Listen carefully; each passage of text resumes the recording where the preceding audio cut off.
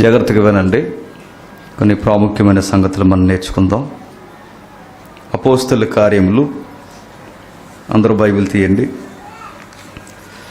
అపోస్తలుల కార్యములు 2వ అధ్యాయం. అపోస్తలుల కార్యములు 2వ అధ్యాయం 41వ వచనం.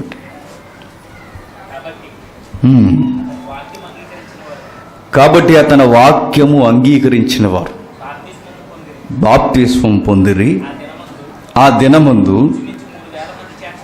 ఇంచుమించు 3,000 మంది చేర్చబడిరి. వీరు అపోస్తలుల బోధయందును రొట్టె విరుచుటయందు ప్రార్థన చేయుటయందు ఎడతెగకయుండిరి. గమనించండి, సుమారు కొన్ని వారాలు సంఘాన్ని గూర్చి విస్తరించి మాట్లాడాలని కొంచెం ఆశ ఉంది. సంఘం అంటే మన సంఘం అని కంగారు అయిపోకండి. అపోస్తలుల యొక్క సంఘాన్ని నడిపించిన విధానం మధ్యకాలంలో ఎక్కువగా క్రిస్టియానిటీలో అలుముకుపోయేది ఏంటంటే డాక్ట్రిన్స్ యొక్క గోల ఎక్కువైపోయింది. డాక్ట్రిన్స్ అంటే సిద్ధాంతాలకి పెద్దపీట వేసి ఏది సిద్ధాంతంగా ఉండాలో, దేనిని నిర్లక్ష్యం చేయాలో, ఏది అవసరమైనదో, ఏది ఆరోగ్యకరమైనదో దాన్ని అర్థం చేసుకునక పనికిరాని ఆచారాలకి పెద్దపీట వేస్తున్నారు. కానీ అందరూ ఇష్టపడేది ఏంటి? అవలంబింపవలసినది అపోస్తలుల యొక్క విధానం మనకు తెలియాలి. మన వాక్యాలు చదివేస్తాం కానీ ఆ వాక్యాలలో ఉన్న ఉద్దేశాలు మాత్రం మనం అర్థం చేసుకోం. అలాంటి వాక్యమే ఈ 42వ వచనం. బాగా వినాలి. చాలా విలువైన సంగతులు ముందే మీకు చెబుతున్నాను. ఇది మొదటి భాగం మాత్రమే. ఈ మొదటి భాగం నుండి సుమారు కొన్ని వారాలు మనం సంఘము, దాని యొక్క రూపురేఖలు మనకు తెలియాలి. సంఘము నడిచిన విధానం మనకు తెలియాలి. ఇది మన సంఘం కొరకే కాదు, అన్ని సంఘాలకి ఈ లోతైన విషయాలు అవసరమని నాకు అర్థమవుతుంది. అందుకే మాట్లాడాలి. చూద్దాం, చదవండి. 42వ వచనం. వీరు అపోస్తలుల బోధయందును సహవాసమందును రొట్టె విరుచుటయందును ప్రార్థన చేయుటయందు ఎడతెగకయుండిరి. మీరు గమనించండి, అపోస్తలులట ఒక పద్ధతిని నేర్పించారంటే ఎవరు? అపోస్తలులు. నిజముగా క్రిస్టియానిటీ పదాలు అలవాటు చేసుకుంది, కానీ ఆ పదాల వెనకున్న త్యాగం, ఒత్తిడి మాత్రం తెలియలేదు. 42వ వచనం మీరు చూస్తే, అపోస్తలుల బోధయందును సహవాసమందును రొట్టె విరుచుటయందును ప్రార్థన చేయుటయందును ఎడతెగకయుండిరి. గమనించండి, ఒక ఆర్డర్ లూకా గారు పరిచయం చేస్తున్నారు అనుకోకండి. ఒక ఆర్డర్ పరిచయం చేస్తున్నది ఎవరు? పరిశుద్ధాత్ముడు. నిజంగా ఈ విషయాలు అర్థం చేసుకుంటేనే సంఘం బాగుంటుంది. నిజముగా ఈ సంగతులు, ఈ బాధ్యతలు ప్రీచర్ దగ్గర నుండి శ్రోత ఎవరైతే ఉన్నారో విశ్వాసగా వీళ్ళందరూ అసలు సంఘం అనే విజన్ ఏంటో మనకు అర్థమైతే సంఘం ఎలా నడవాలో మనకు అర్థమవుతుంది. ఒక సీక్రెట్ ఉంది ఈ వచనంలో, మీరు ఎవరైనా గమనించగలిగితే. ఏమిటా సీక్రెట్? మీరు గమనించండి, చదవండి, ఒకసారి అబ్జర్వ్ చేయండి. అందులో ఏముందో 42వ వచనం. వీరంటే ఎవరు? అందుకే మేము కొరడేసి కొట్టాలంటాం. టెక్స్ట్ మిస్ అవ్వకండి. వీరు అనగానే అక్కడ సంఖ్య ఉంది, 3,000 మంది. సంఘమే కాదంట్లా. అప్పటి వరకు సంఘం 120 చిల్లరి. వీరు అన్న పదం ఎవరికి వర్తించేదంటే చెప్పండి, క్రొత్తగా చేర్చబడిన సంఘం లేదా కొత్తగా వచ్చిన విశ్వాసుల బృందం. సంఖ్య ఎంత? 3,000 మంది. వీరు బాప్తిసం తీసుకుని ఎవరి గొడవలు చూసుకొని మేము కూడా డివోషన్లో ఉన్నాం, అంటే మేము కూడా భక్తిలో ఉన్నాం అని చెప్పుకొని శ్రోతలా వచ్చి వెళ్ళిపోయిన వారు కదట. ఒక విచిత్రమైన సీక్రెట్ ఉంది అక్కడ. ఈ విషయాలు ఎవరు చెప్పట్లా, ఈ విషయాలు ఎవరికి తెలియట్లా. ఈ లోతైన సంగతులు తెలిస్తే నిజంగా స్థానిక సంఘం, ప్రతి సంఘం అది ఒక కుటుంబం అవుతుంది. చూద్దాం, ఈరోజు చాలా ఒత్తిడి సంగతులు ఉన్నాయి, జస్ట్ ఇది ఒక భాగం మాత్రమే. వీరు అపోస్తుల బోధ యందును, వీరు అపోస్తుల బోధ యందు, వీరు అనే పదం సంఘం అన్న సౌండ్ సరిపోదు. ఎందుకంటే అపోస్తులు కూడా ఎవరు? సంఘమేగా. మరి ఎందుకు విడదీసి మాట్లాడుతున్నాడు? వీరు అంటే ఎవరంటే కొత్తగా వచ్చిన వారు. అపోస్తుల బోధ యందు, సహవాసమందు, రొట్టె విరుచుటయందు, ప్రార్థన చేయటయందు ఎడతెగకయుండిరి. ఇప్పుడు నేను అడుగుతున్నా, అందులో ఒక సీక్రెట్ ఉంది, ఒక మర్మం ఉంది. ఈరోజు సంఘానికి కూడా ఒక బ్లెస్సింగ్ ఉంది. ఏంటో చెప్పనా? ఆ రోజు ఆది సంఘంలోనట మిరాకిల్స్ జరిగేవట. అది నమ్ముతారు మీరు? ఇది రాయబడింది కనుక, అలవాటు అయిపోయింది కనుక అనుకుంటున్నారా? మీరు గమనించండి. మరలా ఆది సంఘంలో ఆశ్చర్య కార్యాలు జరిగాయి. ఇప్పుడు నేను అడుగుతున్నాను, ఈ రోజుకి బోధకుడు వలన కాదు, సంఘము వలన సంఘములో ఆశ్చర్య కార్యాలు జరుగుతాయా? జరుగుతాయా, జరగవని? డైరెక్ట్ క్వశ్చన్ అడుగుతున్నాను, డైరెక్ట్ ఆన్సర్ చేయండి. జరుగుతాయి. మరి ఎందుకు మనకు జరగట్లా? అదే సీక్రెట్ ఉంది అక్కడ. ఆ రోజు ఆది సంఘంలో వండర్స్ జరిగాయి, మిరాకిల్స్ జరిగాయి, ఆశ్చర్య కార్యాలు జరిగాయి. మరి ఎందుకు ఈరోజు స్థానిక సంఘాల్లో జరగట్లా? ఏదో మిస్ అవుతున్నాం. గతించిన తరగతి ఒక భాగం అయితే అదొక విజన్ వేరు. ఎందుకంటే ఒకడు ఎలా ఉండాలి అన్నది, దాన్ని మీరు జాగ్రత్తగా మనసులో పెట్టుకుని మరలా ఇక్కడికి ల్యాండ్ అవ్వగలిగితే, ఇక్కడ మాట్లాడుతున్నది ఏంటంటే అపోస్తులు ఒక క్రమం నేర్పిస్తున్నారట. వండర్స్ జరగాలి అంటే సంఘంలో ఒక ధూపం లేవాలి. ఏమిటా ధూపం? సాంబ్రాణి కాదు, ఆ సిగ్నల్ దగ్గర వేస్తారు చూసారా, వచ్చి ఆడు వద్దాన్ని వేసేస్తుంటాడు ఇలా. సేమ్ ఆడికి సంఘానికి ఈరోజు పెద్ద తేడా ఏం లేదు, అవునా కదా? అతగాడు వచ్చి ఏదో ధూపం వేస్తాడు, మనం కూడా ఏం చేస్తున్నాం? ఏదో తన్మయత్నం చెందుతూ. ఈరోజు కూడా ఎలా అయిపోయాడు చెప్పండి, ఏదో ఒక ఫీల్ అన్నమాట. అమ్మ సంఘానికి వెళ్ళాం, ఒక పాట పాడేసాం, కొంచెంసేపు దీనమోహం పెట్టేసుకున్నాం. దీన్ని ఏమంటారంటే సైకలాజికల్ ఫీలింగ్ అంటారు. ఈరోజు సంఘంలో కొంతసేపు గడిపొచ్చాను. దీని వలన నేను చెప్తున్నాను, దేవుని దగ్గర ఒరిగేది ఏమీ ఉండదు. ఒక ఆర్డర్ కనిపిస్తుంది చూడండి, అపోస్టల్ టీచింగ్ కానీ, అపోస్టల్ ప్రేయర్స్ కానీ, ఒక సీక్రెట్స్ మనకు నేర్పిస్తున్నాయి. నిజంగా ఈ సీక్రెట్స్ వాళ్ళ విధానాన్ని మనం అవలంబిస్తే ఈ రోజుకి నేను చెప్తున్నాను, సంఘం అనేక వింతలకు నిలయం అవుతుంది. సీక్రెట్ ఏంటి చెప్పండి మరలా? ఆ లైన్ మీరు కొనసాగుతున్నప్పుడు ఒక లైన్లో పెట్టండి, ఒక ఆర్డర్లో పెట్టండి. అపోస్తుల బోధ, సహవాసం, రొట్టె విరుచుట, లీస్ట్ కానిది, ఆర్డర్లో చివరిది, పవర్ఫుల్ అయినది ఏంటి? ప్రార్థన. ఇప్పుడు నేను అంటున్నా, మనకి ప్రార్థన జీవితంలో సంఘంలో ఎందుకు వండర్స్ జరగట్లేదంటే ప్రార్థన లీస్ట్ అనుకున్నాం.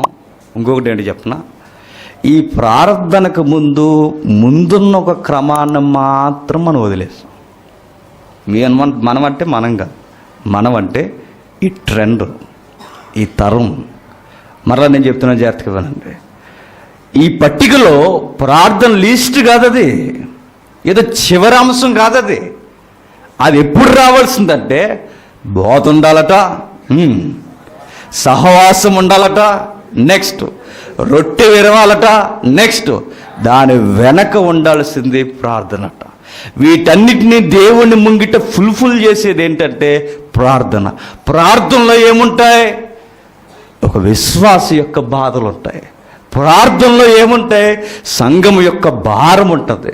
ప్రార్థనలో ఏముంటాయి? ఎన్నో విజ్ఞాపనలు, ఒత్తిళ్ళు, హృదయంలో ఉన్న బాధలు ఎన్నో ఉంటాయి. ఇన్ని మనం తెలియజేస్తున్నాం. లాస్ట్లో ఏదైతే మనం చదువుతున్నామో అది చదువుతున్నాం, చేస్తున్నాం, కానీ కార్యం మాత్రం జరగట్లా. ఎందుకంటే ఆ ముందున్నవి ఏంటో మనకు తెలియలేదు. ఇప్పుడు నేను అడుగుతున్నా, 42వ వచనం, అపోస్తుల టీచింగ్ అని స్టార్ట్ అవుతుంది. దానికి ఇంగ్లీష్ బైబిల్లో వాడింది ఏంటంటే, ఇంగ్లీష్ బైబిల్ ఉందా? ఒకసారి వీలైతే చదవండి. నా దగ్గర కూడా ఉంది, చదువుతాను ఒకసారి.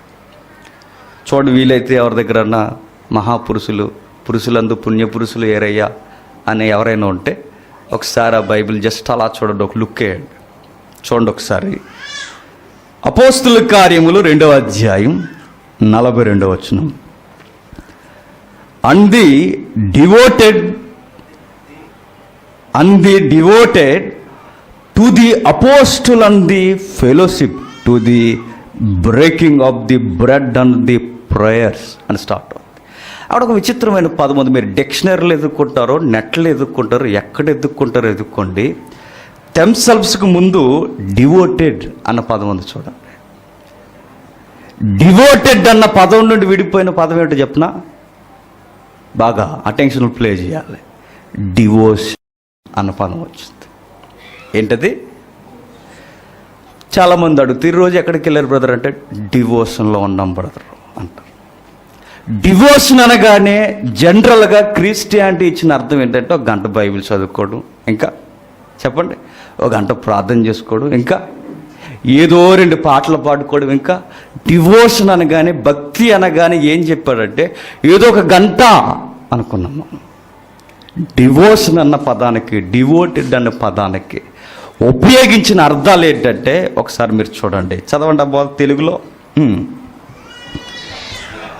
వీరు అపోస్తుల బోధ యందును, సహవాసమందును, రొట్టె విరుచుట యందును, ప్రార్థన చేయటి యందును.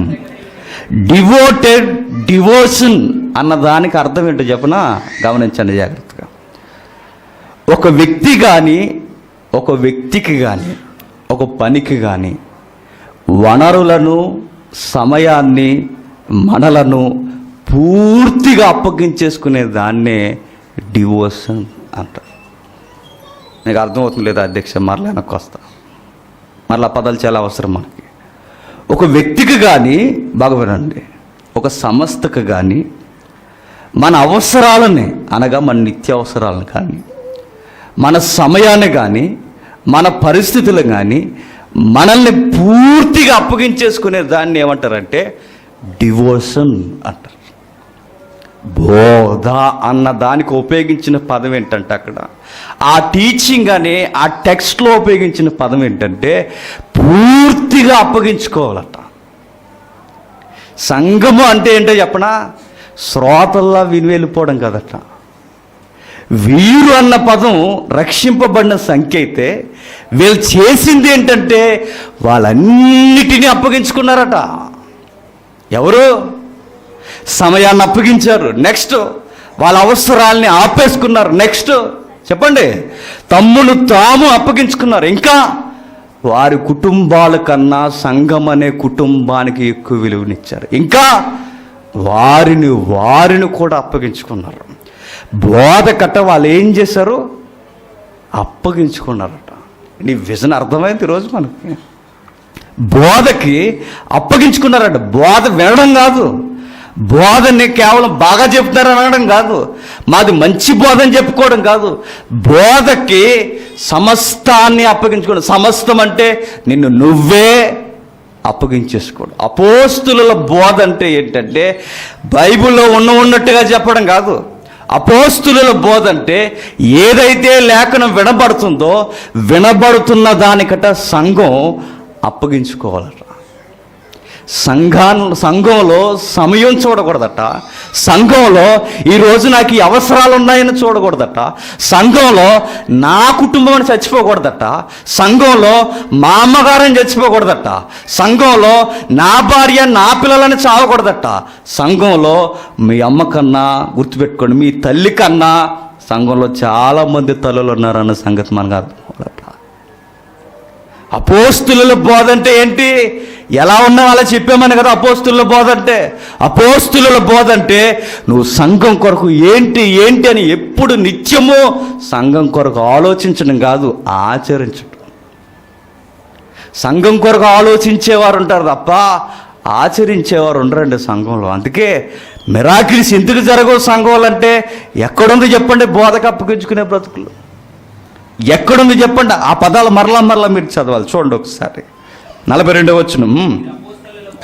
వీరు అపోస్తుల బోధ యందును సహవాసమందును రొట్టె విరుచుట యందును ప్రార్థన చేయట యందును ఎడతెగక యుండిరి. అపోస్తుల బోధ ఆలైన చూద్దాం.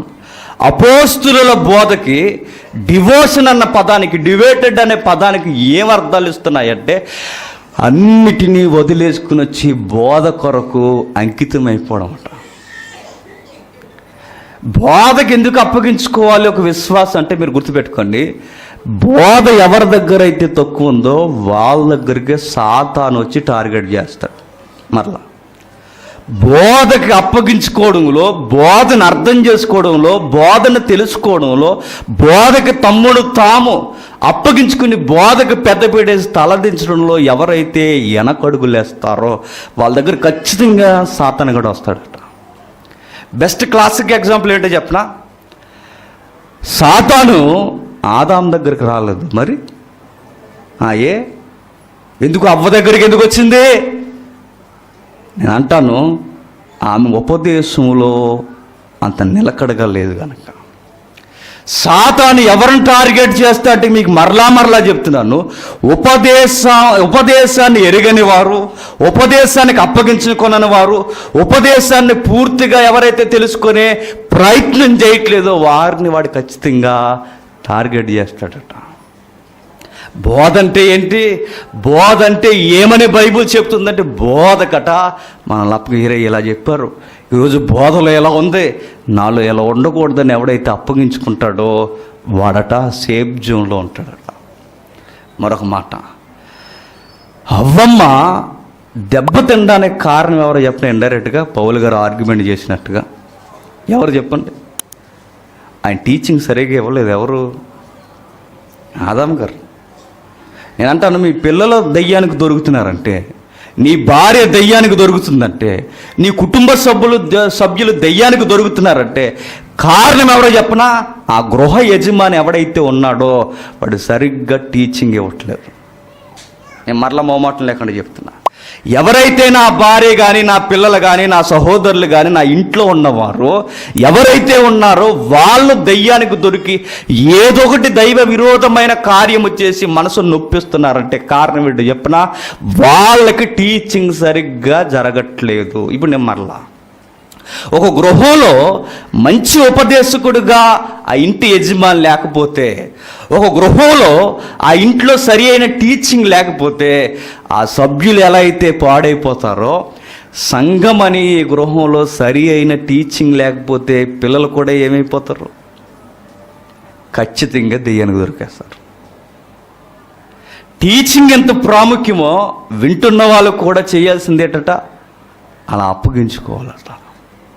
అదంతా క్రమం. అది ఏదో ప్రాసగా వచ్చిందనో, ఫ్లోలో వచ్చిందనో రైటర్స్ రాసింది కాదు అది. దాన్ని ఎందుకంత క్రమంగా వారు జోడీ చేసి దేవునితో ఫెలోషిప్ కలిగి ఉన్నారంటే అలా ఉంటేనేనట దేవుడు మనతో సహవాసం చేసేది. చూడండి ఒకసారి, మరలా చదవండి ఒకసారి. అపోస్తుల బోధ యందును సహవాసమందును రొట్టె విరుచుట యందును ప్రార్థన చేయుట యందును ఎడతెగకయుండిరి. వీరు అపోస్తుల బోధ యందును. ఇది అర్థం చేసుకోవడానికి కొంచెం ముందుకెళ్తాం. రోమిలికి రాసిన పత్రిక 6వ అధ్యాయం కొన్ని విషయాలు చూద్దాం ఈరోజు. రోమిలికి రాసిన పత్రిక 6వ అధ్యాయం 17వ వచనం నుండి.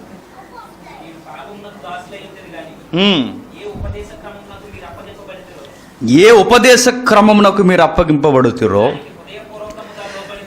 దానికి హృదయపూర్వకముగా లోబడిన వారై పాపము నుండి విమోచింపబడి నీతికి దాసులైతిరి, ఇందుకు దేవునికి స్తోత్రము.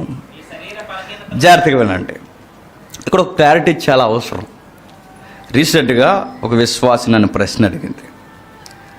ఏమనంటే, గతించిన మెసేజెస్లో ఎక్కువగా ఉపయోగించిన పదం ఏంటంటే, నిష్ఠాగరిష్ట కలిగిన జీవితం నీలో ఉండి దేవుడు చూస్తే నేను ఘనమైన పాత్రగా దేవుడు ఉపయోగించుకుంటాడు. ఇది నిజమా కదా బైబిల్ అనుసారంగా? ఓకే, ఇప్పుడు డౌట్ వస్తుంది. చూడండి, అమ్మాయి బాగా అడిగింది చాలా తెలివిగా. డౌట్ ఏంటంటే, నిష్ఠాగరిష్ట కలిగి మనం ఉంటే దేవుడు మనల్ని ఉపయోగించుకుంటాడు అన్నది నాకు కొంచెం డౌట్గా ఉంది సార్ అంతే. ఏమా అని అడిగితే ఏం చెప్పిందో చెప్పనా? అసలు మనం ఎలాగూ నీతిమంతులుగా మనల్ని మనం నిలబెట్టుకోలేనప్పుడు దేవుని కృప వల్లనే మనం రక్షింపబడతామన్నప్పుడు మరలా మన యొక్క సొంత ప్రయత్నాలతో దేవునికి ఉపయోగపడడం ఏంటి అని అడిగింది. ఈ ప్రశ్న కూడా మీకు రావాలి. మీకు అర్థమైంది లేదా? ఇలాంటి అర్థం మనకి 1 గంట అయిపోయింది, తర్వాత 2 అయిపోతుంది, 7 తర్వాత ప్లాన్. మొన్న వద్దులేండి ఆడి పేరు చెప్పను, కానీ ఆడి బాధ ఏంటంటే సగం ఆదివారం ఇక్కడే అయిపోతుందట. అలా ఉన్నాయి బాధలు మనకి. మీకు అర్థమవుతుందా? చూడండి, అర్థం చేసుకునే ప్రయత్నం చేయండి. ఏమైనా ప్రశ్న వచ్చిందంటే, నిజమే దేవుడు మనం నిష్ఠాగరిష్ట కలిగి ఉన్నది వాడుకుంటాడన్నది వాస్తవమే. మనలో నీతి అనేది, క్యారెక్టర్ అనేది నిలబెట్టుకుంటే దేవుడు వాడుకుంటాడన్నది నిజం, అది కూడా నిజమే. కానీ మన నీతి చేత రక్షింపబడతామనుకోవడం కూడా అది కూడా అబద్ధమే. మరి రెండింటిని టాలీ చేయడం ఎలా అంటే ఇక్కడ క్లారిటీ చేస్తున్నాడు పౌలు గారు. చదవండి ఒకసారి. రోమిలికి రాసిన పత్రిక 6వ అధ్యాయం 17వ వచనం నుండి, మీరు పాపమునకు దాసులై ఉంటిరే కానీ ఏ ఉపదేశ క్రమమునకు మీరు అప్పగింపబడుదురో దానికి హృదయపూర్వకముగా లోబడిన వారై పాపము నుండి విమోచింపబడి నీతికి దాసులైతిరి, ఇందుకు దేవునికి స్తోత్రము. ఇప్పుడు బాగా వినండి, యేసుక్రీస్తు వారు శిలువ బలియాగం విశ్వాసని ఏం చేసిందంటే నీతిమంతునిగా నిలబెట్టింది. అంటే ఒక మనుష్యుడు తనను తాను నీతిమంతుడిగా నిలబెట్టుకోవడం అనేది సాల్వేషన్కి ముందు అసాధ్యం. ఈ విషయాలు చాలా జాగ్రత్తగా వినాలి. ఎందుకంటే పనికిరాని డాక్ట్రిన్స్ అని దేనికో తగిలిస్తున్నారే, అవి కాదు విలువైన డాక్ట్రిన్స్ నేను చెప్పేవి. ఏదైతే బైబిల్ సిద్ధాంతముగా మనకు కనబడుతుంది, ఇవి విలువైన సిద్ధాంతాలు. ఇవి చాలా అవసరం. కయ్యానికి భార్య ఎక్కడొచ్చింది? కయ్యానికి భార్య ఎక్కడ ఉండొచ్చు? నీకు ఏడు బాధ? మీకు మీ ఆవిడ ఉందిగా. ఈ ఉన్నదాన్ని సరిగ్గా చూసుకోవడం రాదు, కానీ వీటికి అర్జెంట్గా ఎవలావిడి కావాలి? ఇలాంటి పనికిరాని సిద్ధాంతాలకు పెద్ద పెద్ద పీటలు వేసేసుకుని వీటి గురించి ఆర్గ్యుమెంట్లు, రకరకాల విషయాలు. ఇవి చాలా ప్రాముఖ్యమైనవి. ఇవి ఏం జరుగుతుందో చూడండి. రక్షణకి అనగా మన రక్షణ యొక్క భాగ్యంలోనికి మనం రావాలి అంటే, రక్షణలో మనం నిలబడాలి అంటే యేసుక్రీస్తు అనే ఆయన ద్వారా మన నీతిమంతులుగా ఒక స్టాండింగ్లోకి వస్తాం. అవునా? అంటే సిలువ ఏం చేస్తుందంటే మనిషిని నీతిమంతుడిగా ఆ పట్టికలో నిలబెడుతుంది. నెక్స్ట్ జరిగేది ఏంటంటే, ఎప్పుడైతే నువ్వు నీతిమంతుని లిస్టులోకి వచ్చావో అక్కడి నుండి నువ్వు చేయవలసింది ఏంటంటే, ఉపదేశం విని హృదయపూర్వకంగా అంగీకరించి నిష్ఠాగరిష్ట కలిగి ఆ నిష్ఠ జీవితాన్ని నువ్వు నిలబెట్టుకోగలిగితే దేవుడు నిన్ను ఘనముగా వాడుకుంటాడు. ఇది అర్థమైందా? అర్థమైపోతే మేము ఎవ్వడ బాగు చేయలేడు. మరలా నేను చెప్తున్నాను, యేసుక్రీస్తు ఏం చేశాడంటే మనిషి యొక్క ఏదైతే మూల్యం ఉందో, ఆ పాప ఉందో దాన్ని కొట్టేసి ఆయన శిలువ బలియాగంతో నీతిమంతుడిని ఒక ట్యాగ్ లైన్ మనకేస్తే నెక్స్ట్ మనకి వినబడేది ఏంటంటే సంఘంలో బోధ వినబడుతుంది, ఉపదేశం. ఆ ఉపదేశానికి మనం లోబడి మనం ఉపదేశానికి అప్పగించుకుంటే, ఆ నిష్ఠ నీలో ఉంటే దేవుడు నిన్ను ఏం చేస్తాడు? ఘనముగా వాడుకుంటాడు. అర్థమవుతుంది ఇప్పుడు? లేదండి కేవలం ఆయనే నన్ను వాడేసుకోవాలంటే అది రిమోట్ కంట్రోల్ అయిపోతుంది. ఆయనే నన్ను నడిపించేసుకోవాలంటే అలా అవ్వదు. ఎవరైతే శిలువలోకి వస్తారో వాళ్ళందరూ నీతిమంతులు అవుతారు. ఎవరైతే నీతిమంతులుగా నిలబడ్డారో ఆ నిలబడిన వారికి సంఘము ఉపదేశం ఇస్తుంది. ఉపదేశానికి లోబడి బ్రతికేవాడు నిష్ట కలిగి జీవిస్తే వాడిని దేవుడు ఘనమైన పాత్రగా ఉపయోగించుకుంటాడు. మీరు ఈ టెర్మినాలజీని ఆదికాండ నుంచి ప్రకటన గ్రంథం వరకు చూడండి. భక్తులు వారి జీవన శైలిని బట్టే ఆయన పని జరిగించుకున్నాడు. అవునా కదా? జోసఫ్ కానీ, శాంసన్ పడిపోయి మరల లేవడానికి కానీ, ఇలాంటి విషయాలన్నీ మీరు చూడండి. పేతురు కానీ వీళ్ళ జీవితాలు చూడండి. పడిపోయారు, మరలా పశ్చాత్తాపడ్డారు, నిలబడతామని మాట ఇచ్చారు. అప్పుడు దేవుడు ఘనముగా వాడుకుంటాడు. అంటే మనకు అర్థం కావాల్సింది ఏంటంటే, సాల్వేషన్ మనకి ఏమి నేర్పిస్తుంది అంటే, నువ్వు ఒక నీతి అనే ట్యాగ్ నీకుందని నేర్పిస్తుంది. సంఘం మనకేమి నేర్పిస్తుంది అంటే, ఇన్నున్నాయని ఉపదేశం మనకిస్తుందట. ఉపదేశం ఏమిస్తుంది అంటే, ఉపదేశంలో అపోస్తులు ఏమి నేర్పించారంటే ఒకే ఒక్కటే, నీ సమయాన్ని, నీ అవసరాల్ని, నీ పరిస్థితుల్ని, నిన్ను పూర్తిగా సంఘానికి అప్పగించుకోవడమే ఉపదేశానికి లోబడ్డం. నేను అడుగుతున్నాను ధైర్యంగా, సంఘం కొరకేనండి పూర్తిగా నేను ఉన్నదే, దాని కొరకు అన్న వాళ్ళు ధైర్యం ఉన్న ఒకరు చేయొద్దండి. ఇక్కడ ఎత్తండి చెప్తా. అయిన తర్వాత పెట్టల్లా బారిపోతున్నారు. ఎవరి పరిస్థితులు ఏంటి, ఏం జరుగుతున్నాయి, ఏమవుతున్నాయి పరిస్థితులు, ఎవడు దిగజారిపోతున్నాడు, ఎవడి పరిస్థితులు ఏంటి, ఎవరు ఎలా ఉన్నారు, ఏ బాధలు ఉన్నారు, కనీసం డిస్కషన్ చేస్తున్నారా? తప్ప మన గనసుడికి బారిపోతాం అంతే. 2 అయిపోయిందని ఒకడు, 3 అయిపోయిందని ఒకడు. సంఘం అంటే ఏంటి? నా ఫ్యామిలీ కన్నా ఇంపార్టెంట్ సంఘం అంటే. ఆ విజన్ మనకు ఉండాలి. ఎంచేపు నీ పిల్లలు, నీ భార్య, నీ చెత్త చెదారు, నీ ఉద్యోగం, ఈ దరిద్రంతోనే చచ్చిపోవడం కాదు. గుర్తుపెట్టుకోండి, ఏం జరుగుతుందో ఆలోచించాలి. సంఘం అంటే ఏంటి? అపోస్తులు అప్పగించుకున్నారట సమస్తాన్ని. అపోస్తులు అప్పగించుకున్న దాని వెనక ఆ బోధ వారు చేస్తే సంఘం అప్పగించుకుందట ఆ బోధకు అందరూ. అప్పుడు కదా మిరాకిల్స్ జరుగుతాయి, అప్పుడు కదా ప్రార్థనలకు జవాబు దొరుకుతాయి. ఎందుకు? ఎక్కడేసిన గొంగళ్ళు అక్కడే స్థానిక సంఘాలు అలా ఉండిపోతున్నాయి. ఎందుకంటే ఆ క్రమం లేదు కనుక. సంఘంలో పనికిరాని విషయాలు గొడవలు పెట్టుకుంటాం, పనికొచ్చే ఈ బైబిల్ యొక్క థీరీని మాత్రం, లేదా ఈ విలువలు మాత్రం మనం పక్కకి తోసేస్తాం. ఏం జరుగుతుందో చూడండి. చదవండి ఒకసారి. రోమిలికి రాసిన పత్రిక 6వ అధ్యాయం 16-17 వచనాలు. 17 వచ్చుండు. మీరు పాపమునకు దాసులై ఉంటురు కానీ ఏ ఉపదేశ క్రమమునకు మీరు అప్పగించుకుంటారో పాపము నుండి విమోచింపబడి ఇందుకు దేవునికి స్తోత్రం. ఇప్పుడు ఇదే వచ్చును ఒకరు కరెక్ట్గా మ్యాచ్ అవుద్దు చూడండి. ఎవరికి చెప్పండి? అర్జున్ రాజు గారికో, శేఖర్ గారికో, జేమ్స్కో, ఇంక ఎక్సెట్రా ఎవరికో ఎవరికి కనబడదు. కానీ టెక్స్ట్ మిస్ అవ్వకుండా మీరు గుర్తుపెట్టుకుంటే ఆ ఏదైతే 16-17 వచనంలో కనబడుతుందో మక్కి అదే వచనం వాళ్ళకి యాప్ట్ అవుతుంది చూడండి. ఎవరికి? వీరు అపోస్తుల బోధ యందును. ఎవరు వారు? ఆది సంఘం. కాదా చెప్పండి? ఈరోజు ఎవరు అప్పగించుకుంటున్నామండి సేవకు? ఉపదేశానికి లోబడి ఉపదేశానికే అన్నీ పోగొట్టుకున్నవారు ఎవరున్నారని చెప్పండి? లేవు. మనం ఏడబ్ల్యూ టోజర్ అనే మహాభక్తుడు ఏమంటాడు చెప్పిన? సేవట ఈ తరంలోనట ఎవరికి నచ్చినట్టు వాళ్ళు చేస్తున్నారట. అపోస్తులు చేసినట్టు ఎవరు చేయట్లేదట. ఎందుకు? నచ్చినట్టట. ఆరాధన క్రమాలు కూడా ఎలా మారిపోయాయి తెలుసా? ఆదివారం నాడట 4 వర్షిప్లు ఉంటాయట. 10 గంటలకు లేవనివాడికి సౌలభ్యం ఏంటి? 1 గంటకు రావచ్చట. చూసారా? 1 గంటకు కూడా దున్నపోతులా లేవనివాడు ఎప్పుడు రావచ్చట? మధ్యాహ్నం 3 గంటలకు రావచ్చట. మధ్యాహ్నం కూడా లారైన వాడు ఎప్పుడు రావచ్చట? చూసారా? సంఘం మారుతుంది కానీ విశ్వాసం మారట్లేదు. చూడండి, ఒకరోజు ఒక కార్టూన్ వచ్చింది. ఎంతమంది చూసారో నాకు తెలియదు కానీ ఒకప్పుడట ఆ కార్టూన్లో ఏమి నేర్పిస్తాడంటే, ప్రోగ్రెస్ రిపోర్ట్ పిల్లగాడిని చూసి తల్లిదండ్రులు ప్రోగ్రెస్ రిపోర్ట్ చూస్తే వాడికి 4 తగిలించేవారట. ఏట్రా మార్కులు ఇవి, నేను కష్టపడి చదివిస్తుంటే ఏంటి మార్కులు ఏంటని పిల్లగాడిని తిట్టేవారట.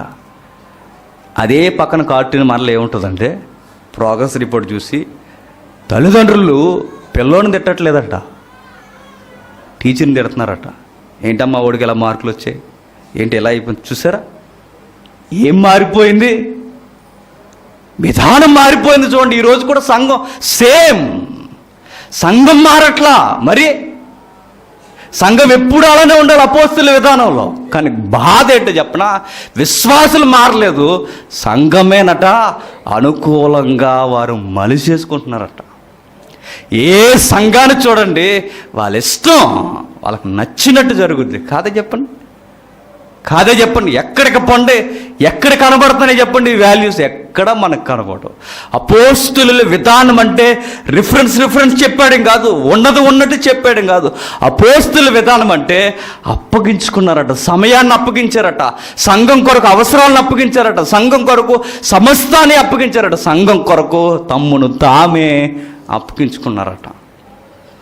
సంఘంలోని జరిగాయి రోజు ఎక్కడ జరుగుతున్నాయి చూడండి. చూద్దాం, కొంచెం ముందుకెళ్ళదు. అదే వచ్చిన అపోస్తుల కార్యంలో జాగ్రత్తగా వినండి, దయచేసి నిర్లక్ష్యం వద్దు, ఇది చాలా అవసరం, సంఘానికి ఆరోగ్యకరమైనది. అపోస్తుల కార్యములు 2వ అధ్యాయం 42వ వచనం.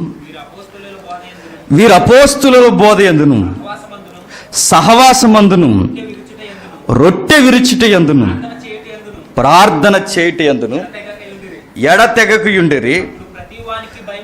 అప్పుడు ప్రతి వానికి భయము కలిగెను, మరియు అనేక మహత్కార్యములను సూచక్రియలను అపోస్తుల ద్వారా జరిగెను.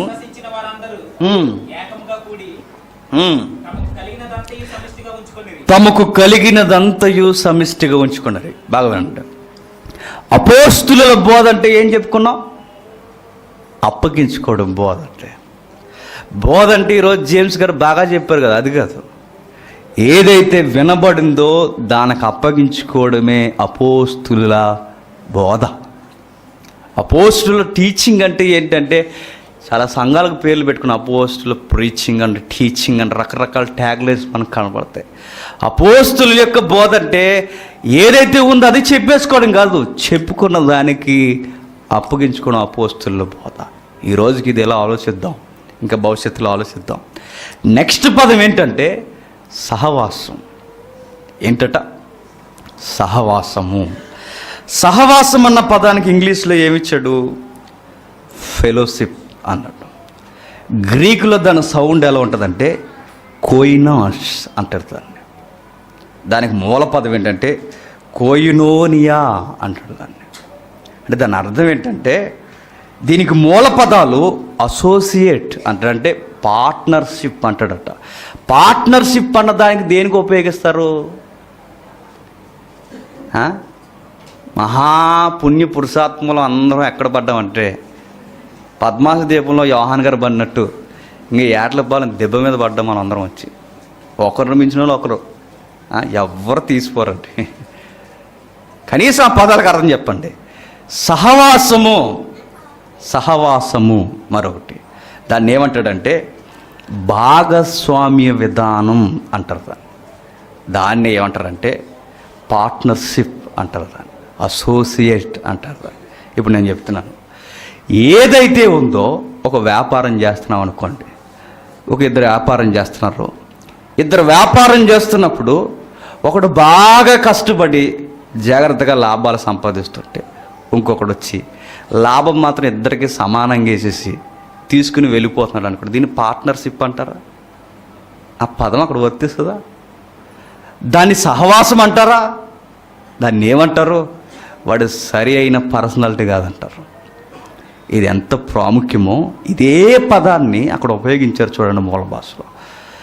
ఏదైతే ఉందో సహవాసం అంటే ఏంటంటే ఇద్దరు కష్టపడాలి, ఇద్దరు ఆ ఫలం చూడాలి, ఇద్దరు దాని విధానంలో కన్నీరు గార్చాలి, ఇద్దరు రేయింపగలు దాని పట్ల బాధ్యత ఉండాలి. అంటే ఇప్పుడు సంఘము అనగానే ఏంటంటే, ఎక్కడ మీరు చూడండి, సంఘం అనగానే ప్రీచర్, ట్రెజరీ మెంబర్లు, ఎవరైతే ఎల్డర్స్ ఉన్నారో పెద్దలు, వీళ్ళ తప్ప దీన్ని దాటిపోయి విశ్వాసులు చేసే పని ఒక్కడు జీవించండి, ఒక్కటే మీకు కనబడదు. ఎవడైనా ప్రీచింగ్ చెప్పేవాడు ఉంటే నాలాంటి ప్రీచింగ్ చెప్తాడు, ఎవరైనా పెద్దలు ఉంటే పెద్దలు ఉంటారు, వీళ్ళు చేసే పనులు దాటి మిగిలిన వారు ఎవరైనా ఇది వీళ్ళు ఈ పని చేస్తారండి అని చెప్పిన వారిని ఏ సంఘంలో ఒకరిని చూపించండి. ఏం అలవాటైంది చెప్పండి. మనకి వస్తాము, 4 పాటలు పాడతాము, కూర్చుంటాము, మన అవసరాల కొరకు ప్రార్థనలు చేయించుకుంటాము, వెళ్ళిపోతాం. దీనికి పెట్టుకున్న పదం ఏంటంటే డివోషన్ అని పెట్టుకున్నాము. ఇదా పార్ట్నర్షిప్ అంటే? ఏంటంటే చెప్పేవాడు ఎలా అయితే కష్టపడుతున్నాడో వినేవాడు నడిచేవాడు కూడా అలానే కష్టపడాలట. అది మన బాధ్యత. అది దేవుడు మన భుజాల మీద పెట్టిన బాధ్యత. అది ఎవరికి లేని భాగ్యం. అది దీని కొరకు నేను దివారాత్రులు ఆలోచించాలి. దేవుడు నాకు పెట్టిన బాధ్యతను ఒమ్ము చేయకూడదని, సంఘంలో నా రోల్ ఇది అని నేను ఎప్పుడు గుర్తుపెట్టుకోవాలి. గుర్తుపెట్టుకోండి, నీ రోల్ అంటూ సంఘంలో ఒకటి ఉంటే నువ్వు లేకపోతే ఖచ్చితంగా లోపం కనబడాలి. సంఘంలో నువ్వు రాకపోయినా పెద్ద ఫీలింగ్ లేదంటే ఆడావిడేంటి అలా ఉంది. మరి నీది నువ్వంటూ లేకపోయినా నీ లోపం కనబడుతుందంటే నువ్వు పోషించేది సంఘంలో ఒకటి ఉందని నీకు అర్థం అవ్వాలి. ఉందా లేదా చెప్పండి. చెప్పేవాడు ఎంత బాధ్యతో వినేవాడిది కూడా అంతే బాధ్యత ఉందట. వ్యాపారంలో ఇద్దరు కష్టపడితే అది లాభం ఇద్దరికీ దక్కుద్ది అన్నది ఎంత వాస్తవమో సంఘంలో కూడా గుర్తుపెట్టుకుని అది వ్యాపారం కాదు, కానీ ఆ జీవం పట్టుకోవడానికి ఉరుగులు పరుగుల జీవితంలో మనమందరం చేయాల్సింది ఏంటో చెప్పిన ఒకరిని ఒకరు కష్టపడాలట. అదే అపోస్తుల విధానం. ఆ రోజు వేల మంది ఆ రోజు ఏం చేశారు? అపోస్తుల బోధ ఏంటంటే ఏం చేశారు? విన్న ఉపదేశానికి అప్పగించుకున్నారట. ఏం చేశారు? ఆ ఉపదేశానికి లోబడ్డారట.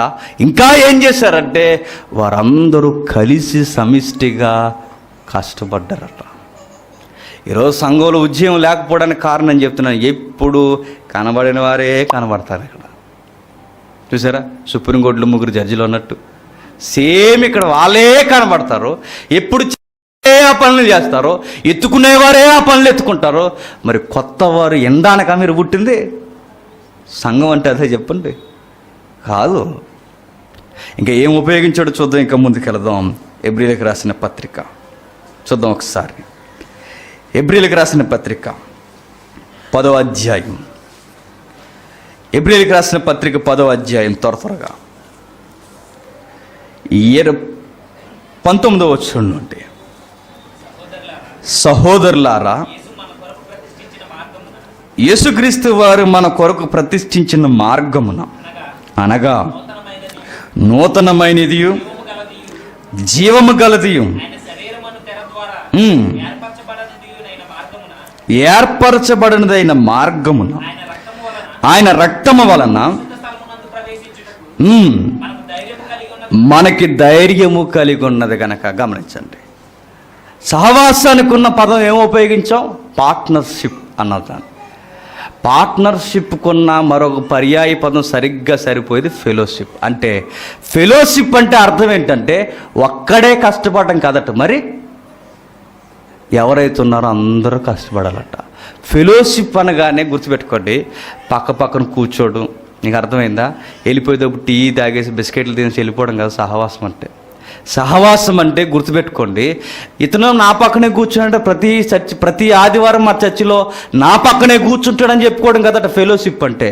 ఫెలోషిప్ సహవాసం అంటే ఏంటి చెప్పనా? నువ్వెంత కష్టపడుతున్నావో ఇతరు కూడా అంతే కష్టపడాలట. ఎంతమంది ఎలా అయితే అపోస్తుల బోధలందు అపోస్తులు కష్టపడుతున్నారో అలానే అందరూ కష్టపడి, ఇలా ఎవరైతే అందరూ సమిష్టిగా కష్టపడతారో సంఘం పట్ల దాన్ని ఏమన్నారు? ఫెలోషిప్ అన్నారు. నేను చెప్తున్నాను, వారం గుండెల మీద చేసి చెప్పుకోండి. వారం మనం వచ్చి చేసేది ఏంటి చెప్పండి? ఇక్కడికి వచ్చి డైరెక్ట్గా మిమ్మల్ని అడుగుతున్నాను, ఏం చేస్తారు మీరు వచ్చి?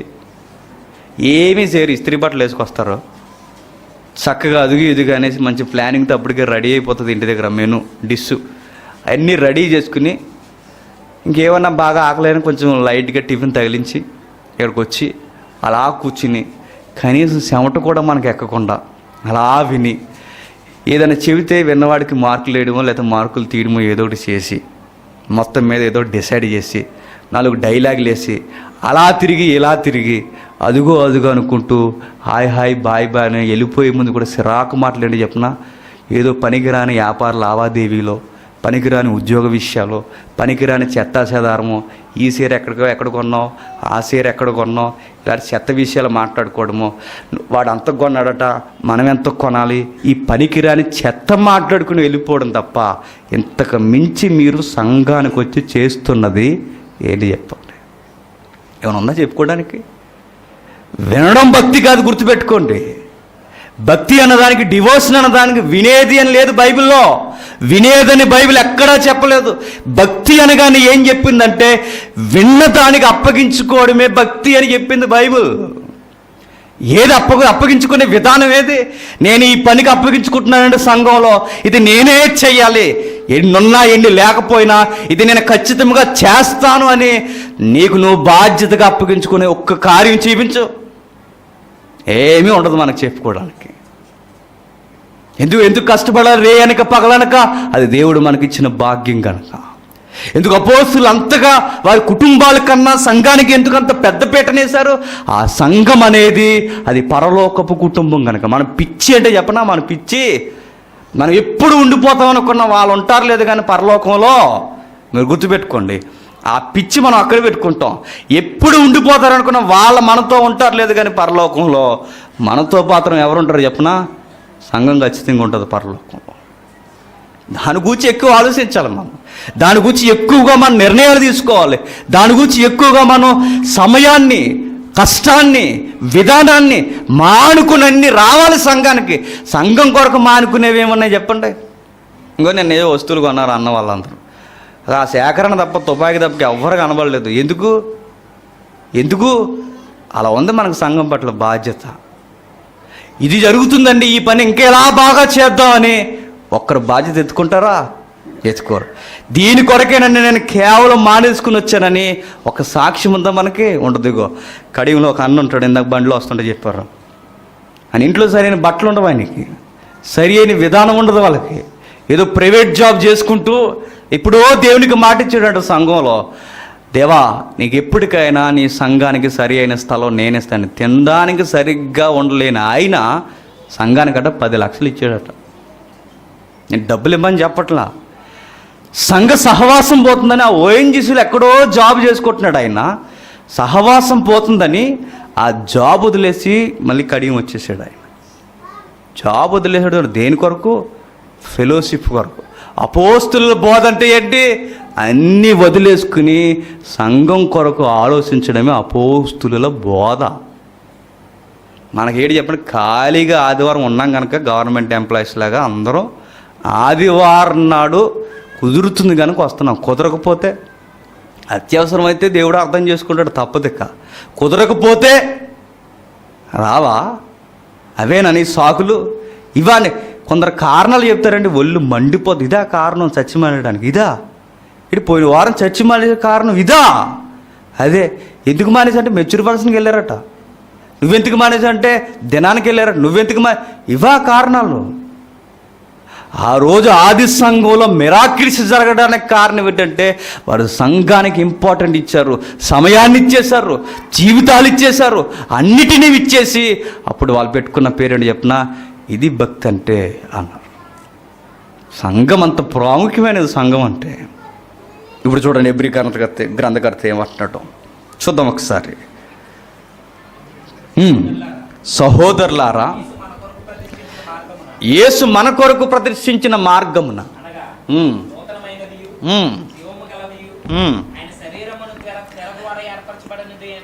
ఆయన శరీరమును తెర ద్వారా ఏర్పరచబడినదైన మార్గమున ఆయన రక్తము వలన పరిశుద్ధ స్థలమునందు ప్రవేశించుటకు మనకు ధైర్యము కలిగి ఉన్నది. మరలా నేను పదం చెప్తాను, పార్ట్నర్షిప్ లేకపోతే అది ఏం కాదు, ఫెలోషిప్ కాదు. ఫెలోషిప్ అంటే ఏంటి? పార్ట్నర్షిప్ ఉండాలి. పార్ట్నర్షిప్ అంటే ఏంటి? ఇద్దరు సమానంగా కష్టపడడం, సోగ్గా వచ్చి వెళ్ళిపోవడం కాదు పార్ట్నర్షిప్ అంటే. కష్టపడేది ఒకడు, లాభం ఒకటి కంటే అది వ్యాపారం అవుద్దా? అది సభవా చెప్పండి? కాదు కదా. అది ఎంత వాస్తవమో. సంఘంలో సహవాసం అంటే ఏంటంటే అందరూ కష్టపడాలి సంఘం కొరకు, ఆలోచించాలంటే సంఘం కొరకు. మరలా ఎబ్రీ గ్రంథకర్త ఏమంటున్నాడంటే 1 నుండి 18 వచ్చిన వరకు ఏం చెప్తాడు? ఏం చెప్తాడు ఎప్పుడైనా చదివితే కదన్నా అనుకుంటాం మనం. అలా ఉంది మన భక్తి. మొదటి వచ్చిన నుండి 18వ వచ్చిన వరకు ఏం చెప్తాడు చెప్పండి? యేసుక్రీస్తు మనలను ఎలా విమోచించాడో చెప్తాడు. ధర్మశాస్త్రం యొక్క భాషా విధానాన్ని ఉపయోగించి ఆయన మనకి రక్షకుడు ఎలా అయ్యాడో చెప్తాడు 18వ వచనం వరకు.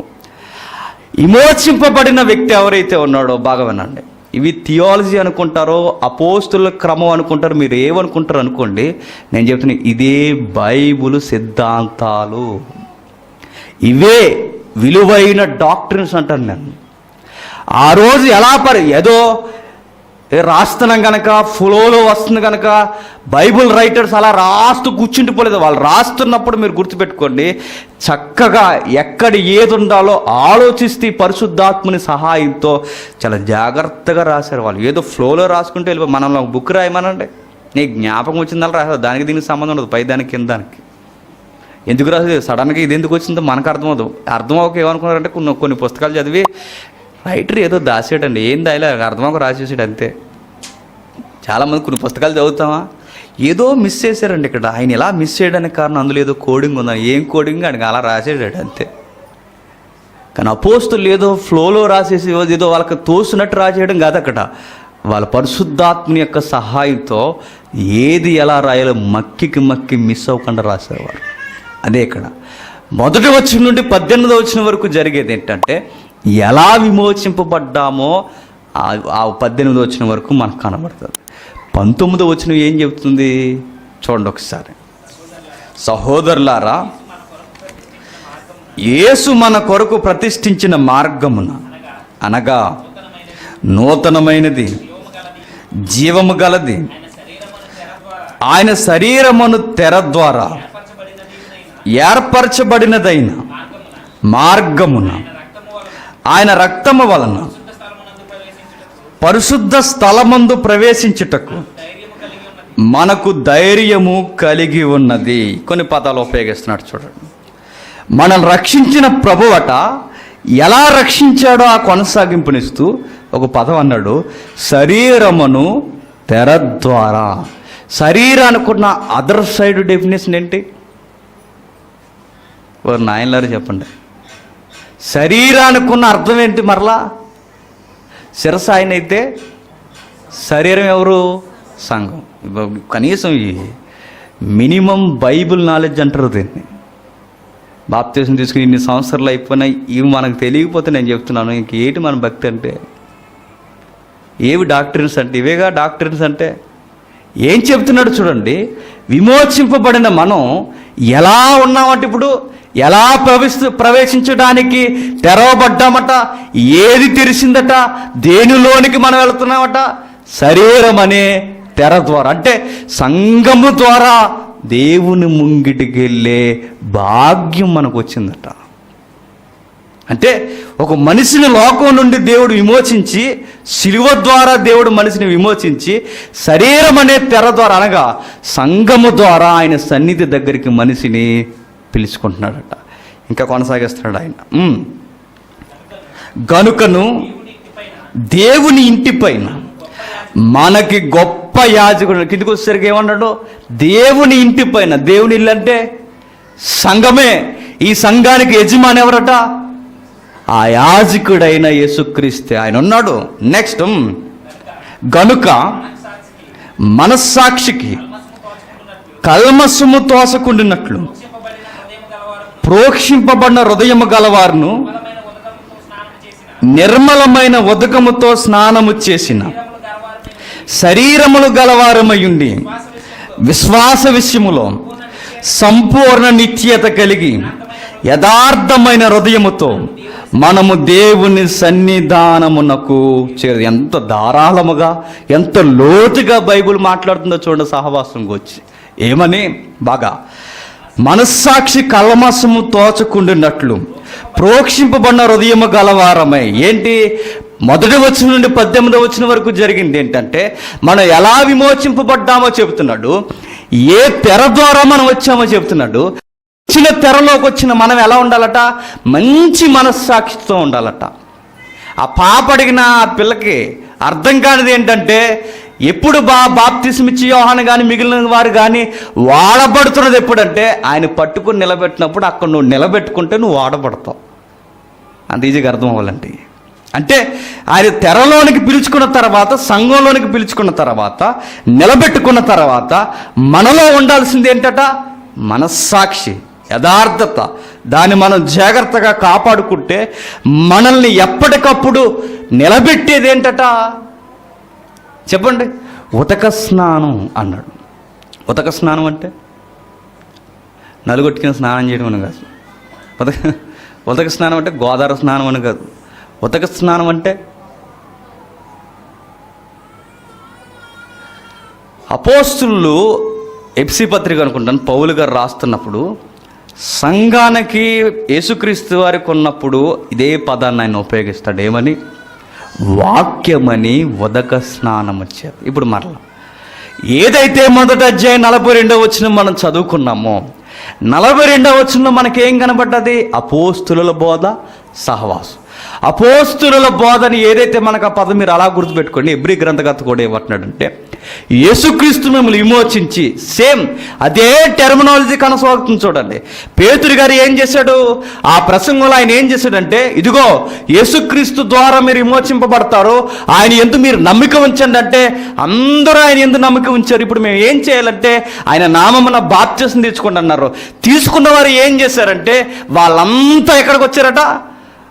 శరీరం అనే తెరలోకి వచ్చారు, అంటే సంఘంలోకి వచ్చారు.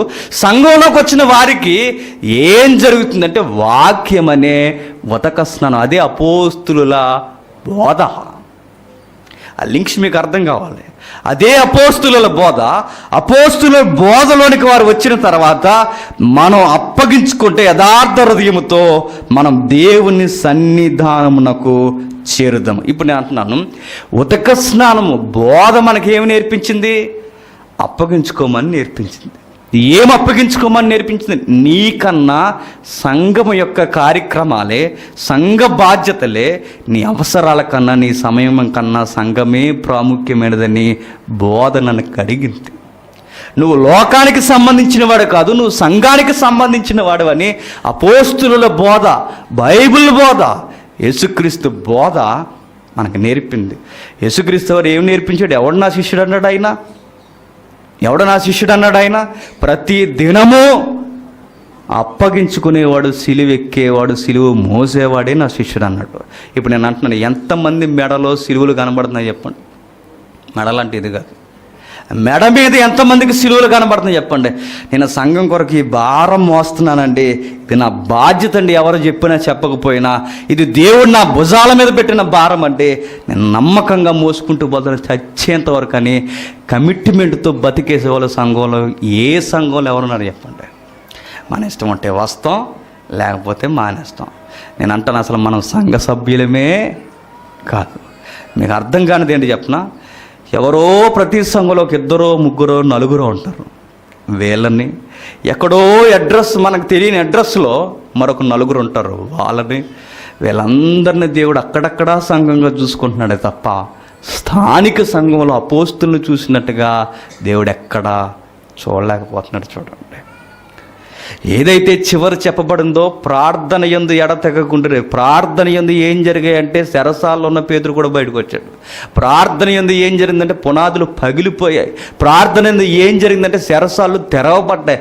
ప్రార్థన యందు ఏం జరిగిందంటే రోగులు కూడా స్వస్థత పొందారు. ప్రార్థన యందు ఏం జరిగిందంటే గొప్ప ఆశ్చర్యకార్యాలు జరిగాయి.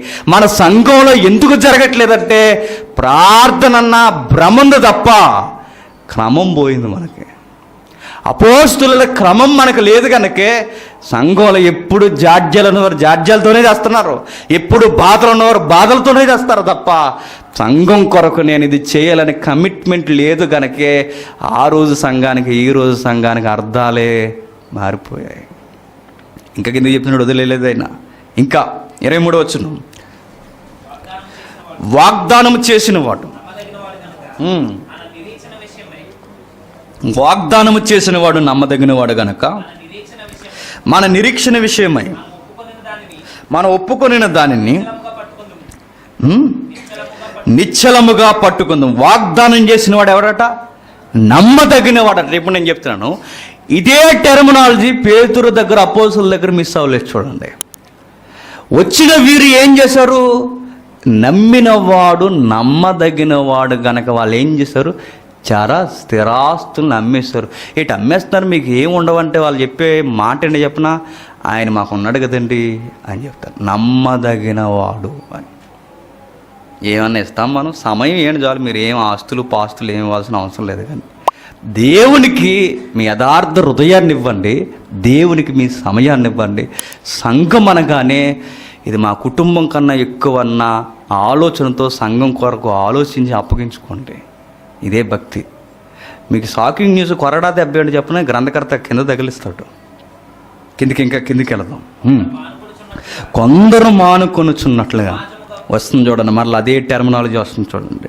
కొందరు మానుకొనుచున్నట్లుగా సమాజముగా కూడుకొనుట మానక ఒకరిని ఒకరు హెచ్చరించుచు ఆ దినము సమీపించుట మీరు చూసిన కొలది మరి ఎక్కువగా అలాగు చేయొచ్చు, ప్రేమ చూపుటకును సత్కార్యములు చేయుటకును ఒకరిని ఒకరు పురుకొలపవలనని ఆలోచితము. షాకింగ్ న్యూస్ కింద ఉంది కొనసాగింపు. మనం సత్యమును గూర్చి అనుభవ జ్ఞానం పొందిన తర్వాత బుద్ధిపూర్వకముగా పాపము చేసిన యెడల పాపమునకు ఇక సొల్యూషన్ లేదన్నాడు. నేను అంటాను, గ్రంథకర్త ఇవన్నీ ఎలా చెప్పుకుంటూ వచ్చి సడన్గా బలియాగాన్ని ఎందుకు ఎత్తాడు? పాపాన్ని ఎందుకు ఎత్తాడు? ఆయన ఏదో కొలుస్తున్నాడు. చూడండి, ఏం కొలుస్తున్నాడు ఆయన? ఏదైతే ఇప్పటివరకు పైన చెప్పుకొచ్చాడో అది ఎవరైతే చేయట్లేదో, ఎవరైతే అవలంబించట్లేదో అదే పాపమట. ఇప్పుడు మీకు అర్థమైపోయి, ఇప్పుడు మీరు ఇక్కడ నిమ్మలంగా కూర్చున్న ప్రతి వారం మనం ఎవరని చెప్పండి, ఇంకా పాపులమే. ఏం మిస్ అవుతున్నాయి చెప్పండి, నేను చెప్తాను చూడండి. సంఘంలోకి వచ్చిన తర్వాత సంఘం అనే తెర ద్వారా వచ్చామన్న విజన్ మిస్ అయిపోయాం. పాపం.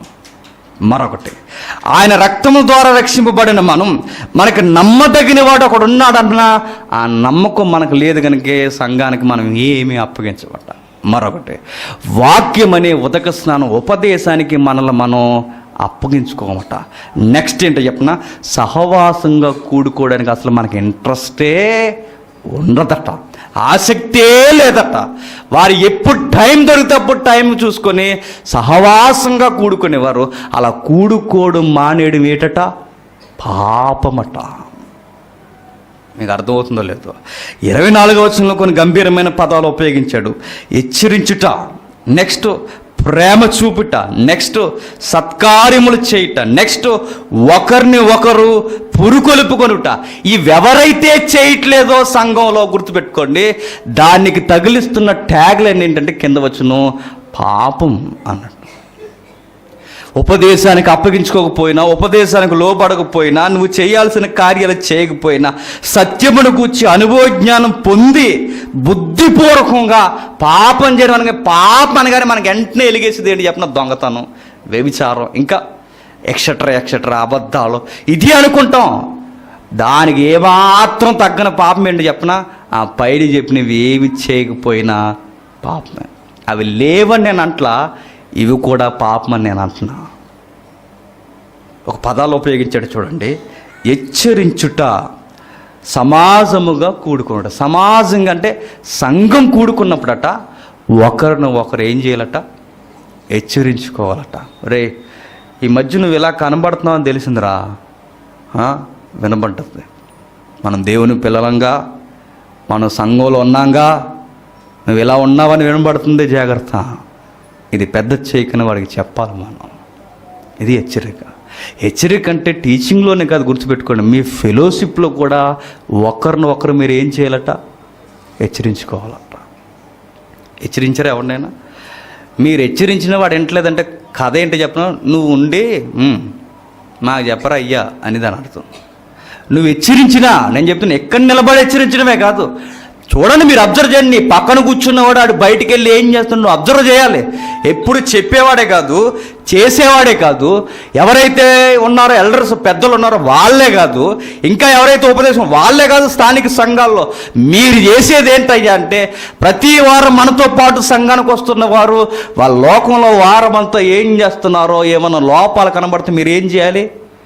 అడగాలి, ఖచ్చితంగా అడగాలి. మీరు ఖచ్చితంగా అడుగుతారా? మనకి ఎందుకులండి అడిగిన గాంచి గొడవలు. అదే సంఘం అంటే.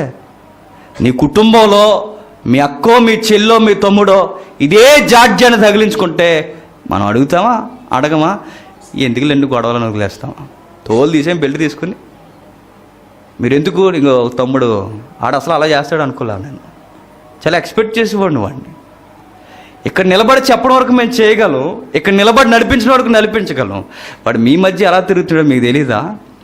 ఈ న్యూస్ ఇప్పుడు కొత్తగా జరిగింది, ఎప్పటి నుంచో జరుగుతుందట. వాడిని ఎందుకు మీరు పట్టుకోలేకపోయారు?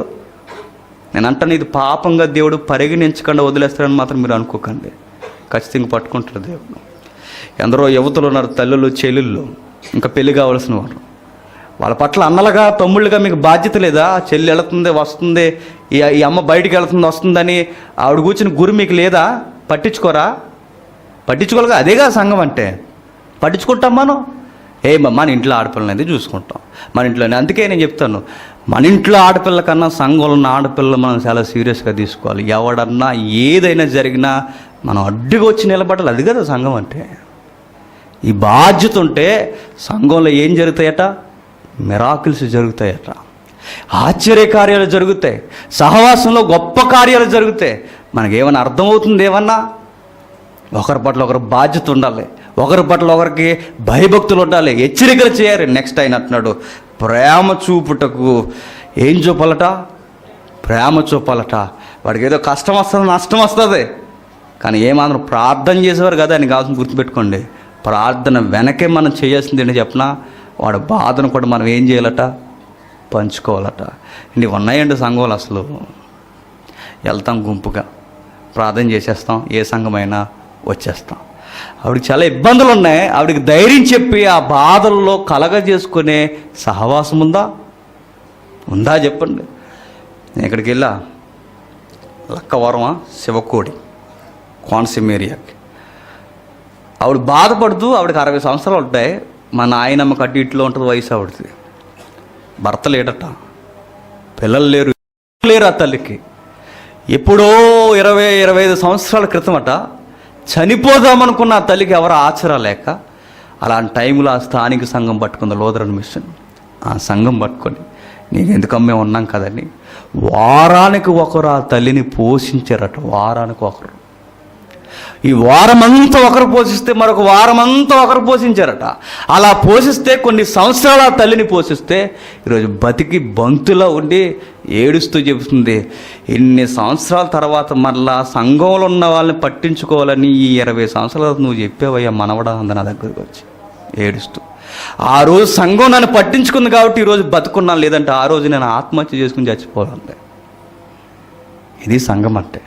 ఈరోజు మిషన్ మారిపోయింది, అక్కడ విధానాలు మారిపోయి వ్యాపారం అయిపోయింది, రకరకాలు అయిపోయాయి. సంఘం అంటే ఏంటంటే పట్టించుకోవాలి మనం.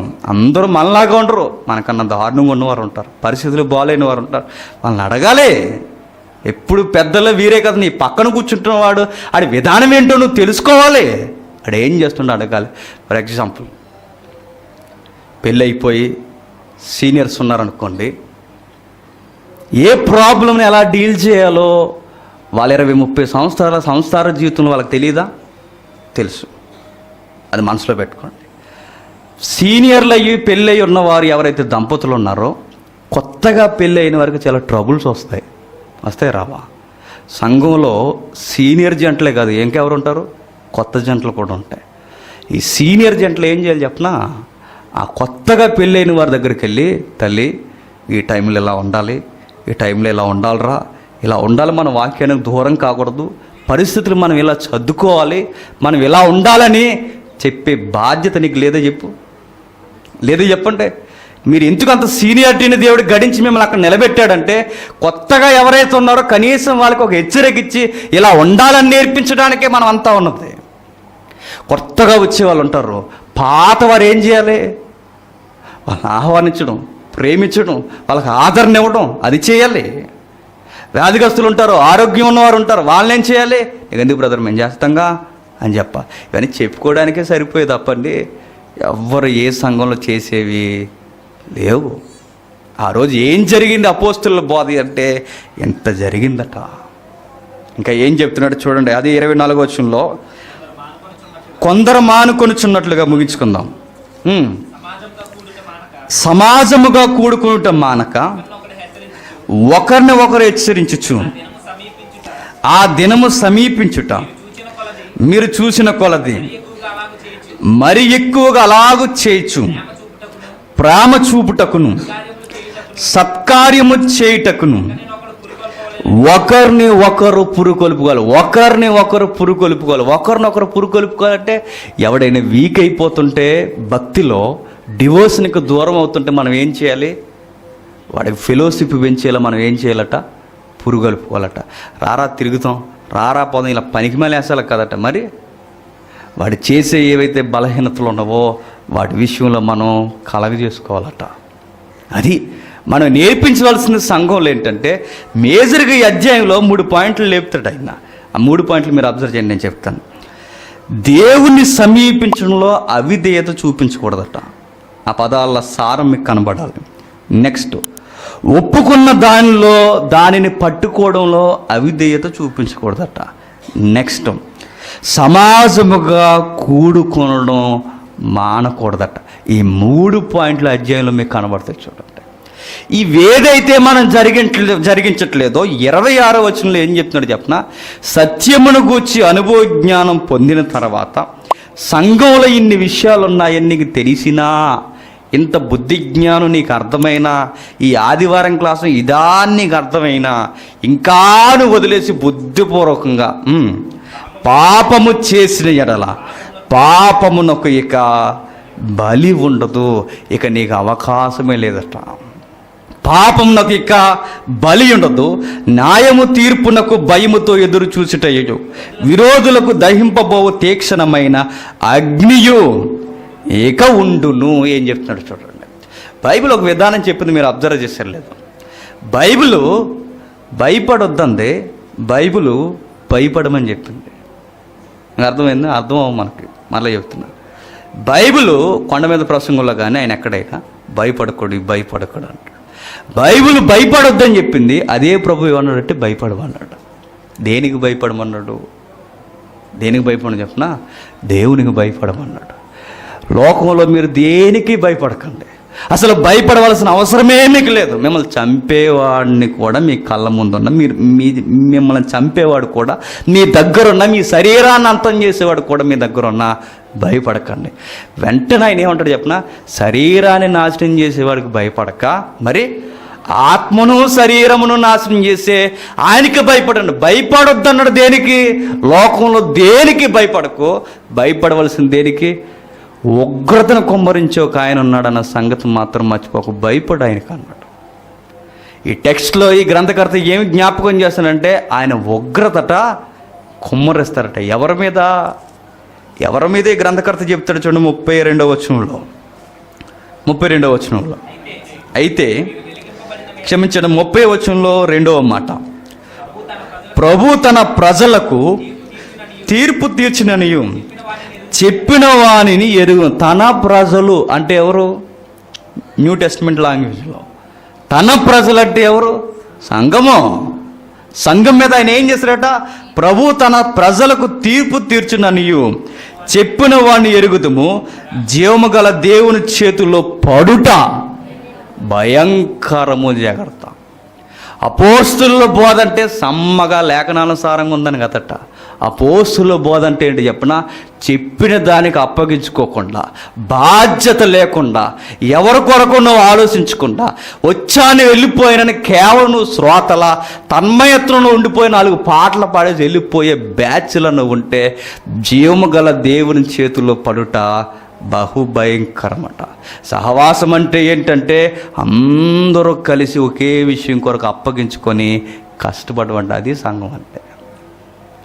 అందుకే తిమోతికి ఆయన పత్రిక రాస్తూ ఒక బలమైన మాట అంటాడు ఆయన, ఇప్పటి వరకు మనం ఏదైతే నడిచామో, ఇప్పటి వరకు ఏదైతే గంట లేదా గంట వ్యవధిలో మనం ఆలోచిస్తున్నామో, ఎలాంటి విధానం అయితే మనకు బైబిల్ చెప్తుందో అదే బాధ, ఒత్తిడి తిమోతికి కూడా ఎత్తుతుంటాడు. ఎవరు?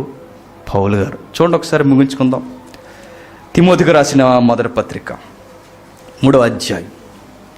తిమోతికి రాసిన మొదటి పత్రిక 3వ అధ్యాయం ఎంతది? 16 వచ్చినవా?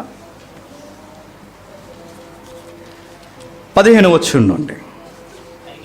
అయినను నేను ఆలస్యము చేసిన ఎడల, నేను ఆలస్యము చేసిన ఎడల దేవుని మందిరంలో, అనగా జీవము గల దేవుని సంఘములో జనులు ఎలాగూ ప్రవర్తింపవలెనో అది నీకు తెలియవలెనని ఈ సంగతులను నీకు రాయిచున్నాను. ఏమంటాడు ఆయన? జీవము గల దేవుని సంఘములో జనులు ఎలాగూ ప్రవర్తింపాలి. ఎలా ప్రవర్తించాలి? ఎలా కనబడుతుంది మనకు గంట నుండి? అపోస్తుల బోధ యందు, సహవాసమందు, రొట్టె ఇరుచుట యందు, నెక్స్ట్ ప్రార్థన చేయటి యందు. కొన్ని సంఘాలు ప్రార్థనకు పరిమితం అయ్యాయి, కొన్ని సంఘాలు కేవలం ఉపదేశానికి పరిమితం అయ్యాయి, కొన్ని సంఘాలు కేవలం వర్షిప్ సెంటర్స్గా వర్కేట్ అయిపోయి కొనసాగిపోతున్నాయి, కొన్ని సంఘాలు రకరకాల సిద్ధాంతాలకి విధానాలకి పెద్ద పెట్టేసుకున్నాయి. ఈ క్రమం మాత్రం ఎక్కడ మనకి కనబడుతుంది. ఎందుకు సంఘంలో వండర్స్ జరగట్లా ఈ తరంలో కూడా అంటే, జరగకపోవడానికి కారణం ఏంటంటే క్రమం పోయింది కనుక.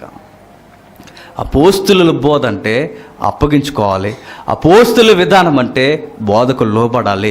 దేవుడు ఏదైతే మన కృపచేత మనకు అనుగ్రహించాడో దానిని భుజాల మీదకి మనం ఎత్తుకునే బాధ్యత ఉండాలట. కనీసం మనకు చొక్కాయి కూడా నలగకుండా మనం వచ్చి వెళ్ళిపోతున్నామంటే, నేను చెప్తున్నాను, అసలు మనం సంఘ సభ్యులమే కాదట. సంఘ సభ్యులు కాకపోయినా కనుక భ్రమలో మాత్రం మనం బతికేస్తామట. ఏంటి? మేము కూడా క్రైస్తవులమే అని. కానీ ప్రభు అంటాడు, నువ్వెవరో నాకు తెలీదు అని. బాధ్యతలు ఎత్తుకు ఎవడో చెప్తే చేయడం కాదని గుర్తుపెట్టుకోండి. ఎవరు చెప్పకపోయినా ఇది నా పని అని ఎవడైతే ముందుకు వస్తాడో సంఘంలో వాడే సంఘ సభ్యుడట. మళ్ళీ చెప్తున్నాను, పని ఒక్కటే కాదట, అపోస్తుల బోధకి అప్పగించుకొని తగిన ప్రవర్తన, హృదయపూర్వకంగా మనస్సాక్షిని కల్మషం లేకుండా కాపాడుకోవాలట. అదే అపోస్తుల బోధ. ఇది ఒక భాగం మాత్రమే. ఫిలిప్పీలకు రాసిన పత్రిక 2వ అధ్యాయం ముగించుకుందాం. ఫిలిప్పీలకు రాసిన పత్రిక 2వ అధ్యాయం 1వ వచనం నుండి, కావున క్రీస్తునందు ఏ హెచ్చరిక అయినను, ప్రేమ వలన ఆదరణ అయినను, ఆత్మయందు ఏ సహవాసమైనను, ఏ దయారసమైనను, వాత్సల్యమైనను ఉన్న ఎడల మీరు ఏక మనసులగునట్లు ఏక ప్రేమ కలిగి ఏకభావము గలవారయుండి ఒక్కదాని యందే మనసుంచుచు నా సంతోషమును సంపూర్ణము చేయుడి. చూసారా, ఆ పదాలు మిస్ అవట్లా ఒక్కటి కూడా. ఏమంటున్నాడు?